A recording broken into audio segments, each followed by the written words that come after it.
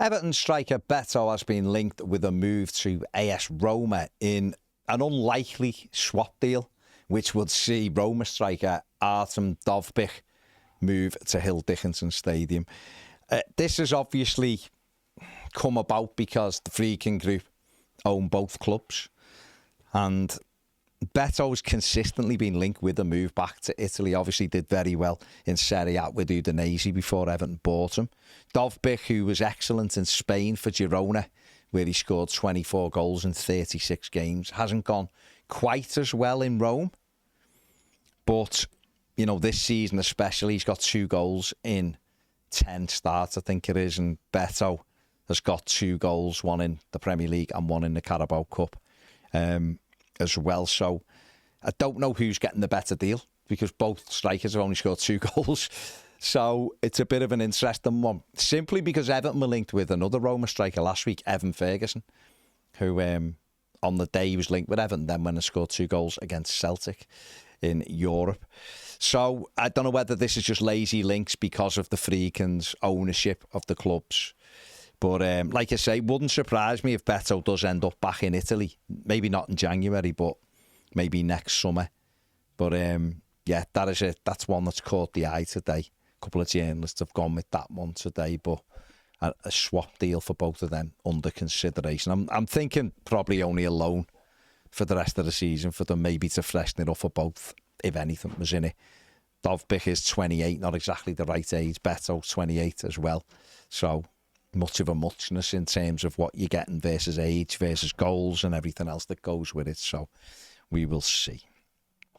One player who won't be moving to Everton in January, and I'm a bit really disappointed, not only a bit, I'm really disappointed, is Francolino Jew, the 21-year-old Midtjylland striker who is injured. He's missed the last couple of games with injury, and he's now got to have surgery on that. It's described as minor surgery, but says he won't return until late February, which would, of course, rule him out of any move in January.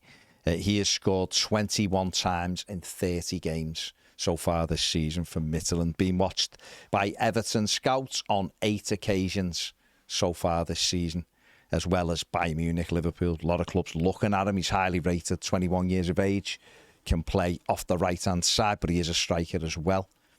Very good. I hope Everton just continue to monitor him, maybe make that move in the summer for him, but he won't be joining in January.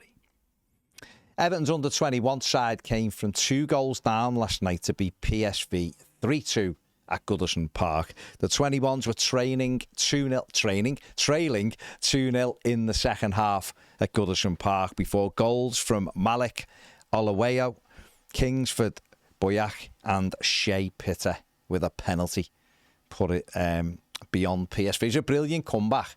I know that Paul Tater talked about making the lads he brought on in the second half. Olaweyo was one of them. And he said, we can't ignore these lads now for Friday night. They play again on Friday. So excellent for them. Really good win against good opposition as well. So well done to the under-21s.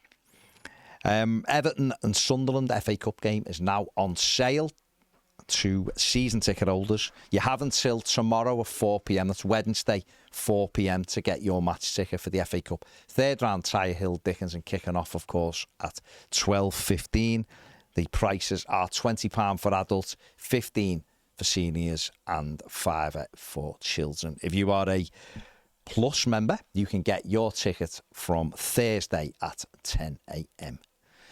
And finally, Everton or Newcastle United are in line to host a pre-World Cup game for the Scotland national side. They are taking on African opposition, the report says, and it is a choice between Hill Dickinson Stadium or St James's Park for Newcastle. So, again, the fact Everton are even in this conversation is good news. We've obviously seen the Ashes test take place at Hill Dickinson.